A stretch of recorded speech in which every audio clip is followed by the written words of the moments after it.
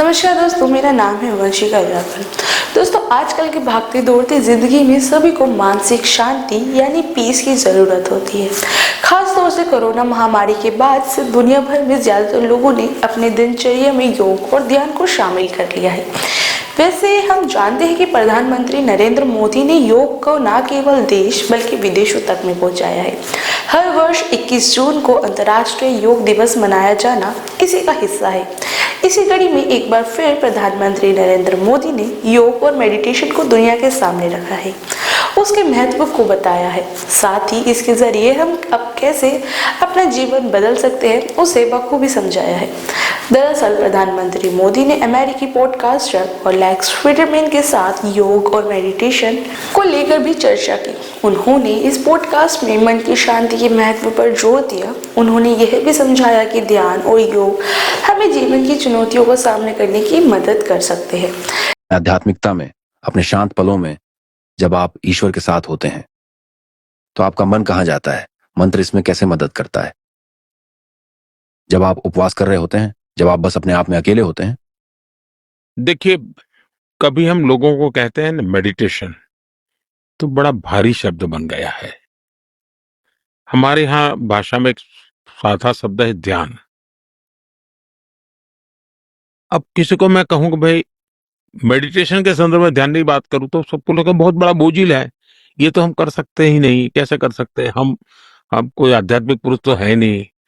फिर मैं उनको समझाता हूँ, भाई तुम्हें बेध्यान होने की जो आदत है ना, उससे मुक्ति लो। जैसे कि तुम क्लास में बैठे हो, लेकिन उस समय तुम्हारा चलता है भाई खेल का पीरियड कब आएगा, मैदान में कब जाऊंगा, उसका मतलब तुम्हारा ध्यान नहीं है। अगर तुम यहाँ रखा तो that is meditation. Lex Fridman के साथ 3 घंटे से अधिक समय के पॉडकास्ट इंटरव्यू में पीएम मोदी ने ध्यान की उस तकनीक को सबके सामने रखा जो उन्हें ऋषि में मिली थी जब वह हिमालय में थे। उन्होंने बताया कि ऋषि ने उन्हें पत्ते से उल्टे कटोरे पर टपकते पानी पर ध्यान केंद्रित करने को कहा और पक्षी के चहचहाने और हवा के झोंके के साथ ही दूसरी सभी ध्वनि को अनदेखा करने को कहा था। प्रधानमंत्री मोदी ने कहा कि उनका मन पानी की बूंदों की तरह लब्ध ध्वनि के साथ जुड़ गया और उन्होंने गहन ध्यान में लगा दिया।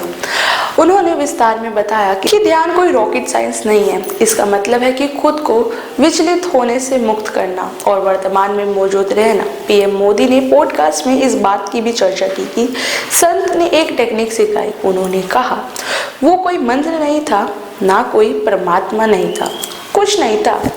उसको मैं कह सकता हूँ कि नादा ब्रह्मा, उस नादा ब्रह्मा से नादा जोड़ना अब ये मुझे कंसंट्रेशन सिखा गया, जो धीरे धीरे मेडिटेशन बन गया।